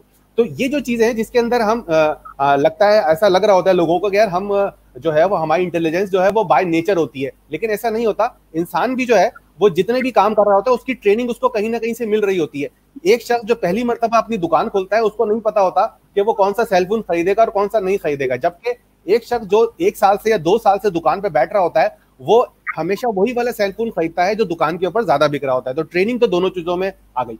अब सिनेरियो ये है कि इस बात के ऊपर जिसमें डॉक्टर नुमान ने भी, कासिम ने बोला कि हम जो काम करने जा रहे हैं, मैं यहाँ पर जो है वो कोई टेक्निकल सॉल्यूशन की तरफ नहीं जा रहा, बल्कि मैं सिर्फ ये बताना चाह रहा हूँ कि किस तरह इंटेलिजेंस और आर्टिफिशियल इंटेलिजेंस आपस में बहुत ज्यादा लिंक है। और अगर हमें थोड़ी सी इंटेलिजेंस की समझ में आ रही है तो बड़ी आसानी से हम वही वाला काम कंप्यूटर को देकर हम ये क्लेम कर सकते हैं कि हम उससे आर्टिफिशियल इंटेलिजेंस करा रहे हैं। मिसाल के तौर पर अभी आपने भी इस चीज को कहा, अग्री किया कि हम क्या करेंगे, चीजों को ग्रुप कर देंगे। इसका मतलब है चीजों को ग्रुप करना जो है वो एक पार्ट है हमारी इंटेलिजेंस का। हर आदमी के पास जब बहुत सारा चीज होती है, चाहे वो आप हो, चाहे कासिम हो, चाहे आदिल भाई हो, उनके पास वो क्या करेंगे, अगर उनके पास 100 से ज्यादा डेटा हो तो वो उसको 3-4 ग्रुप में डिवाइड कर देंगे। तो अब वो जो ग्रुप की डिवीजन है वो 2 तरीके हो सकती है, मैनुअल तरीके से भी हो सकती है और कंप्यूटर के तरीके से हो सकती है। अगर ग्रुपिंग का काम हम कंप्यूटर को दे देंगे तो वो आर्टिफिशियल इंटेलिजेंस बन जाएगा, और अगर नहीं देंगे तो वो एक हमारा मैनुअल वर्क बन जाएगा। जब हम ग्रुपिंग दे देंगे, जैसे कासिम ने बिल्कुल सही कहा, मैं इसमें बार बार कासिम और डॉक्टर नाम का इसके कि ये और शायद आप भी थोड़ा सा कि आप लोग जो बात कर रहे हैं वो बिल्कुल सही है। मतलब मैं अपने व्यूवर्स को ये बताना चाह रहा हूँ कि जो कासिम और डॉक्टर नुमान बात कर रहे हैं टेक्निकल तौर पर वही सही है, बस हम सिर्फ उसको थोड़ा सा, मैं और जिया साहब उसको थोड़ा सा नीचे वाले लोगों के तक लाने की कोशिश कर रहे हैं ताकि आपको इंटेलिजेंस और आर्टिफिशियल इंटेलिजेंस समझ में आ जाए।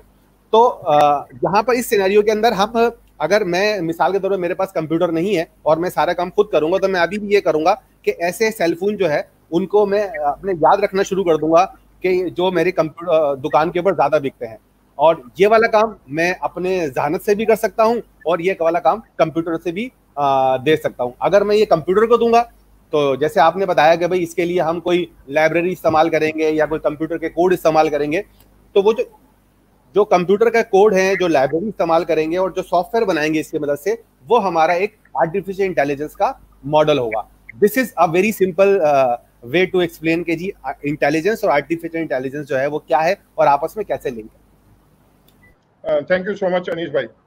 अच्छा जी, मैं ना इस वक्त इसको क्या कहते हैं, हमारे पास कोई 7-8 मिनट हैं।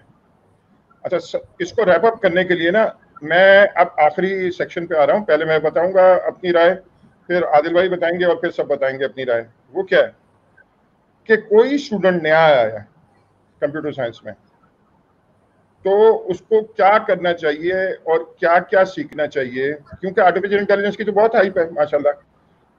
तो क्या करना चाहिए उसको कि वो सक्सेसफुल हो। और हमारे यहाँ पाकिस्तान में जबकि सक्सेस की डेफिनेशन पैसे हैं, जबकि मैं ये समझता नहीं हूँ कि ये सिर्फ वाहिद ये डेफिनेशन है, एक ये भी हो सकती है, मगर जो भी आपकी अपनी डेफिनेशन है, हर एक आदमी आपको हक है कि वो अपनी डेफिनेशन खुद क्रिएट करे। तो अच्छा, तो हमारा सवाल ये है, आखिरी सवाल जो ये वो है कि मैं क्या मशवरा देना चाहूँगा, और फिर हर एक आदमी स्टूडेंट को मशवरा देगा। अच्छा, मैं यहाँ से शुरू करता हूँ। देखिए, आप नए नए कंप्यूटर साइंस में आए हैं, आप एआई के हाइप से बहुत मुतासिर हुए हैं, तो क्या क्या पढ़ना चाहिए आपको कि आप आगे जा सकें। सबसे पहले तो आपने ये डिसाइड करना पड़ेगा कि आप प्योर डेटा साइंटिस्ट या प्योर एआई इंजीनियर बनना चाह रहे हैं या जनरल स्मार्ट एप्लीकेशन डेवलपर बनना चाह रहे हैं। अच्छा, मेरी नजर में प्योर एआई में नए बंदे को पैसे कमाना और सक्सेसफुल होना काफी मुश्किल काम है, गिवन पाकिस्तान में कंपनियां ये कम काम कर रही हैं और इंटरनेशनली हमें क्या कहते हैं काम लेने में, प्योर एआई का काम लेने में तकलीफ होगी। तो ये बहुत हाई पेइंग जॉब है। अगर प्योर एआई का बंदा होगा तो बहुत हाई लेवल जॉब है। डॉक्टर नुमान अगर जान लगाएं, थोड़ी सी मार्केटिंग करनी पड़ती है तो ये अच्छे खासे पैसे कमा सकते हैं प्योर एआई में। मगर मेरा जैसा बंदा या आदिल जैसे बंदे को हमें ये एआई में, प्योर एआई में, अच्छा तो मैं एआई की डेफिनेशन को, मैं जो स्टूडेंट को मशवरा दूं कि वो क्या करें कि आप एआई को इस्तेमाल करते हुए स्मार्ट एप्लीकेशन डेवलपमेंट के एक्सपर्ट बने। तो ये जरा ब्रॉडर फील्ड है। आप इसमें क्या सीखना पड़ेगा? देखिए, सबसे पहले तो आप शुरू करें पाइथन प्रोग्रामिंग से। पाइथन क्यों? क्योंकि पाइथन हर जगह इस्तेमाल हो रही है। सारे जो लाइब्रेरीज हैं, जो दो मशहूर तरीन लाइब्रेरीज हैं, दोनों पाइथन को इस्तेमाल कर रही हैं। नंबर 1, आपने पाइथन सीख ली। अच्छा, फिर आप डेटा साइंस की लाइब्रेरीज हैं, नमपाइज और पांडास। पांडा कुछ भी नहीं, नमपाई तो अरे है और पांडास कुछ भी नहीं है। आप समझे एपीआई में एक्सेल स्प्रेडशीट है। तो पांडास पाइथन की लाइब्रेरीज हैं, वो सीखें ताकि आपको डेटा क्लीनिंग और डेटा एनालिसिस वगैरह करनी आए। अच्छा, फिर आप टेंसर फ्लो में जो किताब है अब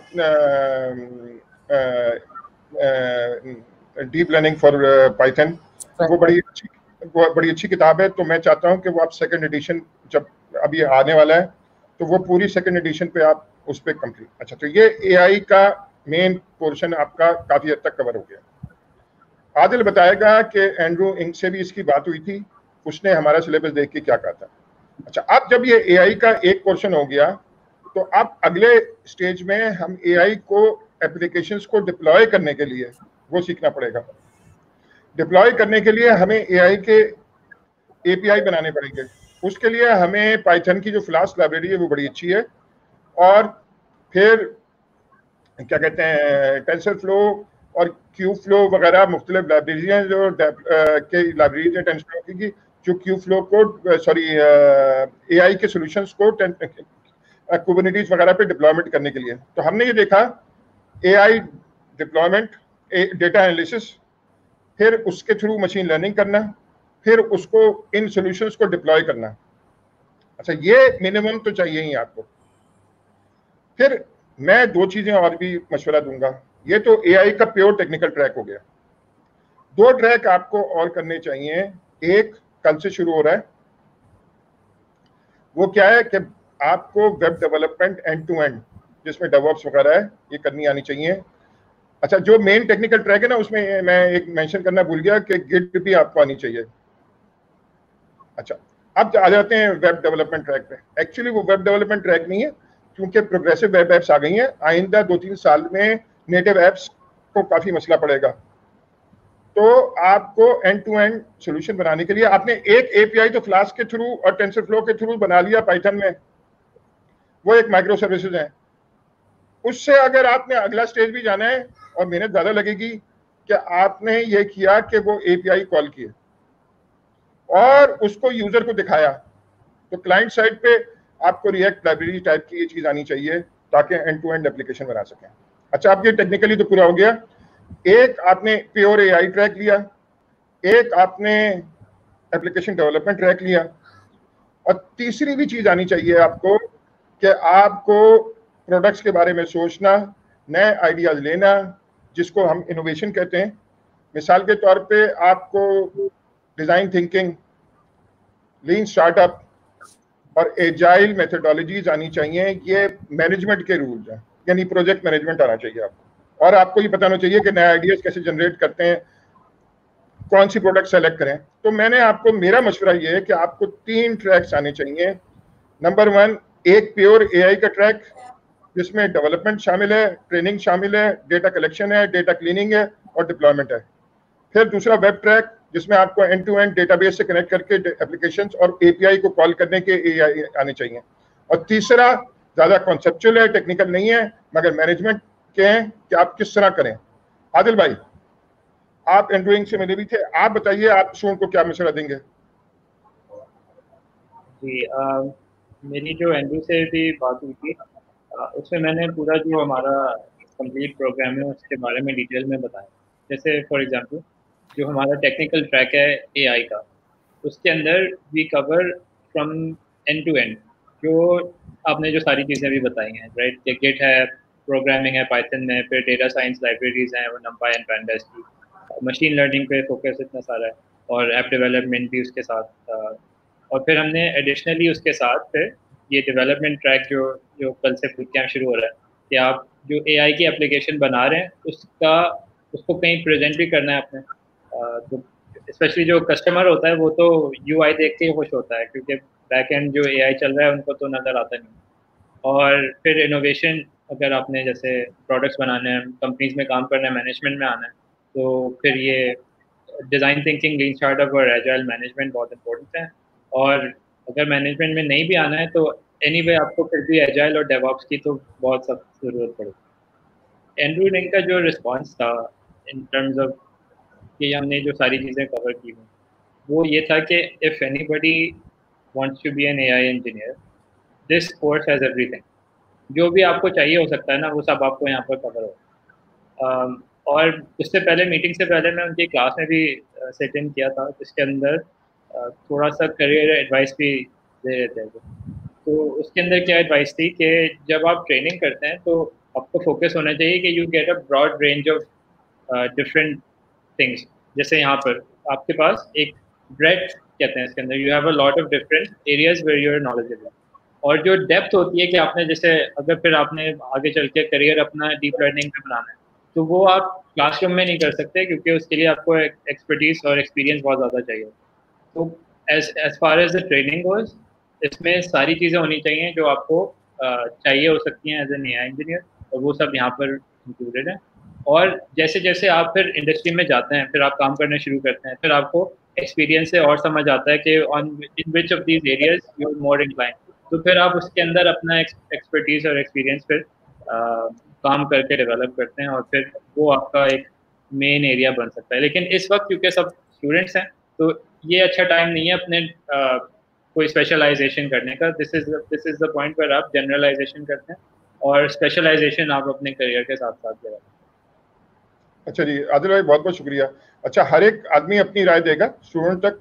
प्लीज़ मेरी राय हज़ारों बातों में से एक बात है, हर एक की राय हो सकती है, सही गलत की अभी बात नहीं है।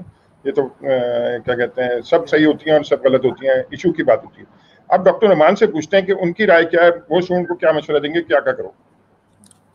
कट रही है वीडियो।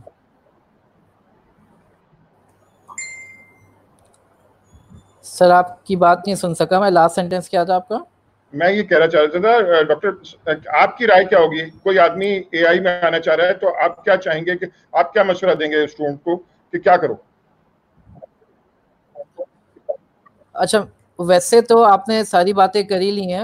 आपने टेक्निकल साइड का जिक्र किया, अगर जो है एआई इंजीनियर बनना चाह रहा है कोई बंदा, तो आपने बता दिया कि जो है पाइथन पे काम शुरू करे, फिर उसके बाद जो है नंपाई, पेंडास, टेंसरफ्लो कंप्लीट करे, फिर जो है साथ में फ्लास्क पे एप्लीकेशन डेवलपमेंट है एंड सो ऑन, फिर थोड़ा सा क्लाउड का आइडिया होना चाहिए, फिर जो है इसके साथ जो है इनोवेशन ट्रैक है। तो ये तो आपने बात कर ली। अच्छा, मैं थोड़ी सी बात करना चाह रहा हूँ थ्योरेटिकल, अगर एआई की साइड पे कोई जाना चाह रहा है तो पहले तो अपनी फाउंडेशन आप लोग स्ट्रॉन्ग करें। मिसाल के तौर पर आपको जो है पाइथन तो आनी चाहिए ऑब्वियसली, मशीन लर्निंग का आइडिया, डीप लर्निंग का आइडिया डेवलप करें। डीप लर्निंग में किस तरीके से लर्निंग होती है, ग्रेडियंट डिसेंट क्या होता है, ये तमाम चीज़ें जो बेस है मशीन लर्निंग की, डीप लर्निंग की, वो आपकी स्ट्रॉन्ग होनी चाहिए। देन हमारे पास कई ट्रैक्स निकलते हैं एआई की तरफ से, कंप्यूटर विजन हो गया, नेचुरल लैंग्वेज प्रोसेसिंग हो गई, रीइंफोर्समेंट लर्निंग है, प्योर डेटा साइंस है। ये डिफरेंट ट्रैक्स निकलते हैं। किसी भी एक ट्रैक को आपने जो है पिक करके उस पर फोकस होके काम करें। और जैसे आदिल भाई ने कहा कि एक तो आपको ब्रेड्थ ऑफ द नॉलेज होनी चाहिए, आपका जो बेस है वो स्ट्रॉन्ग होना चाहिए, जितनी भी ब्रेथ है उसकी, जितने भी टॉपिक्स हैं उसके बारे में थोड़ा थोड़ा आइडिया होना चाहिए। लेकिन फिर उसके बाद आपको फोकस करके किसी एक एरिया पे अच्छे तरीके से काम करें। मिसाल के तौर पर कंप्यूटर विजन हो गया, तो उसमें आप जो है फोकस करके काम करें किसी एक एरिया में। फिर आपको जो है अगर थ्योरेटिकल साइड पे जाना चाह रहे हैं या इवन अगर आप टेक्निकल साइड पे भी जा रहे हैं, आपको रिसर्च पेपर पढ़ने चाहिए। एक वेबसाइट है archive.org, उधर जाएं आप, आपको जो है मशीन लर्निंग के, कंप्यूटर विजन के रिसर्च पेपर्स जितने भी हैं वो सारे मिल जाएंगे। आप गूगल स्कॉलर पर सर्च करें। इसके अलावा आप गूगल करें कि जो है बेस्ट रिसर्च पेपर्स ऑफ 2019 2020, आपको बहुत सारे रिसर्च पेपर्स मिलेंगे। अच्छा, अब ये क्योंकि एक बहुत ज़्यादा इन फील्ड है, तो इसमें बहुत तेज़ी से इनोवेशन हो रही हैं, तो आपको आर्टिकल्स इतने नहीं मिलेंगे, जितने रिसर्च पेपर्स में जितनी अपडेटेड नॉलेज मिलेगी आपको वैसे नहीं मिलेगी। आप जो है medium.com पे जाके अगर आप जो है आर्टिकल्स पढ़ना शुरू कर दें या कोई टेक्निकल वेबसाइट पे, आपको इतनी चीज़ें नहीं मिलेंगी जितनी आपको रिसर्च पेपर्स में इंफॉर्मेशन मिलेगी। तो आपको रिसर्च पेपर्स भी पढ़ने पड़ेंगे। और फाइनली आखिरी बात जो मैं करना चाहूँगा, आप अगर चाहते हैं आपकी रिकग्निशन हो, अगर आप अपना नाम बनाना चाहते हैं, तो start working on open source project. जितने भी ओपन सोर्स प्रोजेक्ट हैं, टेंसरफ्लो हो गया, या अभी जो है योलो का एक ओपन सोर्स प्रोजेक्ट चल रहा है डार्क नेट के नाम से, और बहुत सारे प्रोजेक्ट्स हैं। तो ओपन सोर्स प्रोजेक्ट्स पे काम करना शुरू करें। जितनी लर्निंग आपको बुक से होती है, यकीन माने आप जो है 2 हफ्ते में जितना ओपन सोर्स प्रोजेक्ट से सीखेंगे, शायद आप महीनों में जो है बुक से नहीं सीख पाएंगे। तो start working on open source projects, तो आपको रिकग्निशन भी मिलेगी, दुनिया आपको पहचानेगी। और कोशिश करें, पॉडकास्ट हो गया या आप जो है पीरियोडिकली जो है अपने आप को अगर रिकग्निशन बनानी है आपने, तो आप आर्टिकल्स लिखें, पॉडकास्ट करें। तो इस तरीके से जो है आप अपने आप को रिकग्नाइज भी करवा सकते हैं और काम तो मिलेगा अल्टीमेटली आपको फिर। जी sir, thank you very much. Thank you so much. Qasim भाई, आप अपना मशवरा दें, हम ख़त्म करेंगे अनीस भाई पे, क्योंकि हमारे लीडर तो वो हैं। बिल्कुल सर। अच्छा, मैं ये कहूँगा, देखें रिसोर्स इतनी सारी इंटरनेट के ऊपर अवेलेबल है। आप यूट्यूब से जाके यानी मशीन लर्निंग, डीप लर्निंग करना चाह रहे हैं वो सीख सकते हैं। एनडीओएनजी के बहुत सारे यानी कोर्स हैं जो कि बिल्कुल बिगनर से स्टार्ट कर रहे हैं, तो उनके मुख्तलिफ कोर्स आप देखें। ऑडिट व्यू पे जाके आप देख सकते हैं कोर्सेरा से। तो AI फॉर एवरीवन जैसे हो गया, इसी तरह डीप लर्निंग एनडीओएनजी का है, जिसके अंदर पूरा यानी आपको डीपली सिखा रहे हैं कि न्यूरल नेटवर्क काम किस तरह करता है। और इस तरह के टेंसरफ्लो स्पेशलाइजेशन के 4 कोर्सेस हैं, वो आप कर लें तो आपको डीप लर्निंग में काम कैसे होता है वो आपको क्विक आ जाएगा। अच्छा, फिर आपको अपनी फाउंडेशन बहुत ज़्यादा स्ट्रॉन्ग करनी है। आपको अपनी अलजबरा, आपकी लीनियर अलजबरा आपको अच्छी आना चाहिए, स्टैट्स आपको अच्छी आना चाहिए, इसी तरह प्रोबेबिलिटी वगैरह आपकी अच्छी होना चाहिए। तो ये अब आप अपनी फाउंडेशन को स्ट्रॉन्ग करने की तरफ जाएंगे। फिर उसके बाद आप रिसर्च पेपर वगैरह, क्योंकि जब तक आपको मैथमेटिक्स इक्वेशंस वगैरह का नहीं पता होगा, आप कोई भी रिसर्च पेपर उठा के पढ़ेंगे आपको कभी भी समझ नहीं आएगा, क्योंकि वो डीपली डिस्क्राइब कर रहे हैं कि एल्गोरिथम काम किस तरह करता है। तो आप ऑनलाइन कोर्सेज उठाएं, उसके बाद आपके स्टैट्स वगैरह जो भी आपकी बेसिक्स, लीनियर अलजेब्रा वगैरह हैं, वो चीज़ें आप कंप्लीट करें, प्रोबेबिलिटी वगैरह आप सीखें। उसके बाद फिर आप रिसर्च पेपर की तरफ जाएं। तो ये बात आप लेते तो आप क्विक यानी मशीन लर्निंग एक्सपर्ट बन सकते हैं। Thank you sir. Thank you so much. Anees भाई हमारे लीडर हैं। हम AI का हमारा जो ग्रुप है उसकी सारी मैनेजमेंट अनीस भाई और इनाम भाई करते हैं। इनाम भाई आज बिजी थे, तो अनीस भाई आप जरा मशवरा दें स्टूडेंट्स को। अच्छा, मैं थोड़ा सा जो है वो इसमें थोड़ा सा बाइस ओपिनियन दूंगा।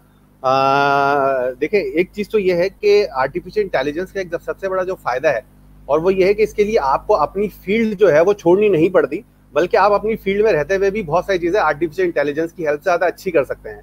मिसाल के तौर पर हमारे आदिल अल्ताफ हैं जो कि एक तरह से एग्जीक्यूटिव हैं, तो उनको भी बहुत सारे ऐसे काम हैं जिसके लिए उनके पास डेटा तो अवेलेबल है, लेकिन उस डेटा को एनालिसिस करने का उनके पास टाइम नहीं है। यहाँ पर आर्टिफिशियल इंटेलिजेंस जो है वो उनकी हेल्प कर सकती है।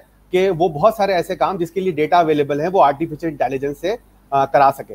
तो अगर आप जो है वो लॉयर हैं, अगर आप जो है वो बिजनेसमैन हैं, अगर आप जो है वो अकाउंटेंट हैं, या इवन आप जो है वो इंजीनियर हैं, मैकेनिकल इंजीनियर हैं, इलेक्ट्रॉनिक्स इंजीनियर हैं, और आप नहीं चाहते अपनी फील्ड सेक्रीफाइस करें, तो आपको फुल फ्लैग कंप्यूटर प्रोग्रामर बनने की भी जरूरत नहीं है। तो एआई जो है वो आपकी हेल्प करेगा आपकी अपनी फील्ड में। आप ऐसे बहुत सारे काम, जैसे मशीन मॉनिटरिंग है, जब हम मशीन मॉनिटरिंग कर रहे होते हैं तो उसमें सेंसर की मदद से पता लगता है कि यार मशीन सही काम कर रही है नहीं काम कर रही। ये सारा का सारा काम जो है आप आर्टिफिशियल इंटेलिजेंस की हेल्प कर सकते हैं।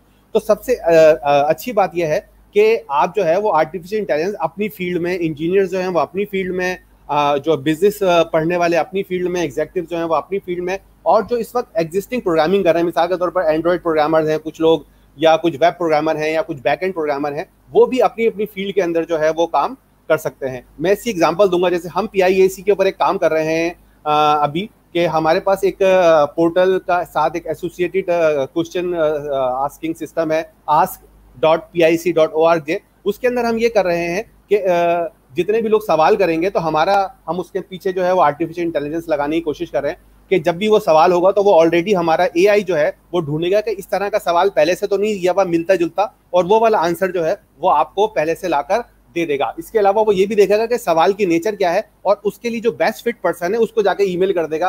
तो इससे क्या फायदा होगा कि मुझे या उन लोगों को जो काम कर रहे हैं, तो अब ये सब जो नीड बेसिस है, तो आप आर्टिफिशियल इंटेलिजेंस के अंदर जो है वो हर अपनी अपनी डोमेन में रहते हुए बहुत सारे काम कर सकते हैं।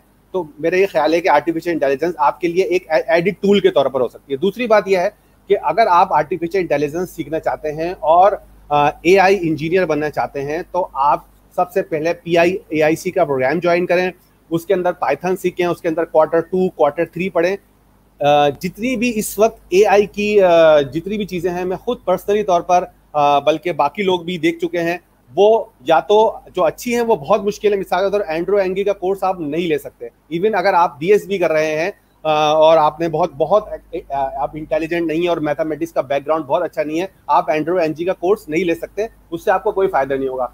PIAIC के अंदर हमने 2 साल लगाए हैं, आप यकीन नहीं करेंगे, हमने एक एक चीज़ इंग्लिश से उर्दू में ट्रांसलेट की है, किताबें जो हैं वो चेंज की हैं, सिलेबस डिज़ाइन किया है। आप मतलब मैं आपको बिल्कुल कॉन्फिडेंट के साथ कह सकता हूं, मैं चाहूंगा कि इसमें ज़िया साहब भी आखिरी में अपना अगेन एक इनपुट दें, कि हमने इसको इतना आसान बनाया हुआ है, उर्दू में बनाया हुआ है, कि ये एक बहुत बड़ी एफर्ट है।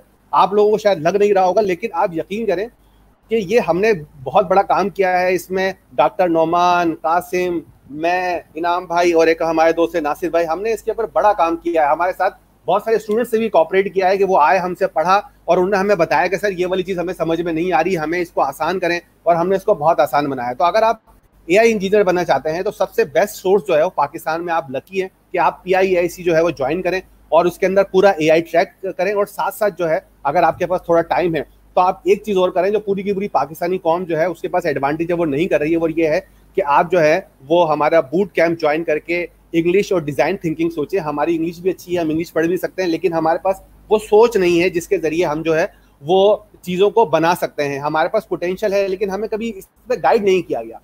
PIAIC और सर ज़िया, मैं आप लोगों को शायद नहीं पता, लेकिन मैं आप लोगों के बिहाफ पर सर ज़िया को थैंक यू करना चाहूँगा कि इन्होंने जो स्कूल के स्टूडेंट हैं उनको एक ऐसा प्लेटफॉर्म दिया है जिसके जरिए वो वाकई जो है वो कुछ प्रैक्टिकली काम कर सकते हैं। अब वहाँ पर डिग्री की, हम कभी डिग्री के ऊपर फोकस ही नहीं करते।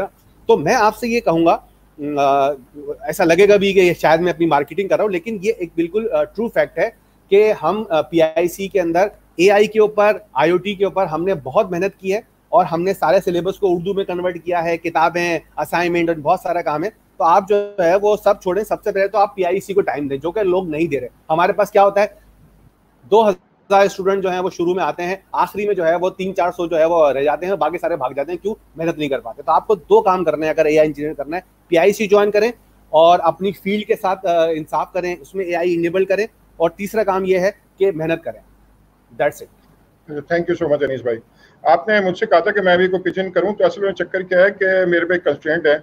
मैं कोशिश करता हूं कि मार्केटिंग की बात ना करूं, और जिस ऑर्गेनाइजेशन में मैं काम कर रहा हूं अभी, वो चाहे वॉलंटियर ही कर रहा हूं, मगर उसकी मार्केटिंग ना करूं, हम जनरल इन्फॉर्मेशन दें। अच्छा, कल हाँ, से सर, ये बात आप मानेंगे ना कि जो एंड्रयू वेंजी का कोर्स है उसके अंदर हमने उस कोर्स के बिहाफ पे जो डेवलपमेंट किया उसके अंदर एक एडवांटेज तो है ना, मतलब ऐसे बहुत सारे लोग जिनको जारी बात है अनिल, आप सही कह रहे हैं। मैं ये कह रहा हूँ कि वो स्टूडेंट को खुद ही जज कर लेंगे वो देखने के बाद। क्या कहते हैं, अगर आपने अच्छी साफ कमीज पहनी हुई है तो बताने की जरूरत नहीं है कि मैंने अभी बिल्कुल नई कमीज पहन के बैठा हुआ तो और इस्त्री करके बैठा हुआ हूँ, तो मुझे ये बताने की जरूरत नहीं है कि मैंने इस्त्री की है। देखने वाला अगर वाकई इस्त्री की है तो सबको खुद ही नजर आ जाएगी। अच्छा, अब मैं जो ये बात खत्म करना चाह रहा हूँ आदिल, उस पर करना चाह रहा हूँ कि कल से हमारी इंग्लिश और उर्दू की एप्लीकेशन डेवलपमेंट का कोर्स शुरू हो रहा है। सैटरडे को और ट्यूसडे को 10 बजे इंग्लिश का सेक्शन होगा, क्योंकि हम इंटरनेशनल भी जाना चाह रहे हैं, तो आस्ता आस्ता हम इंग्लिश की तरफ आ रहे हैं ग्लोबल मार्केट के लिए।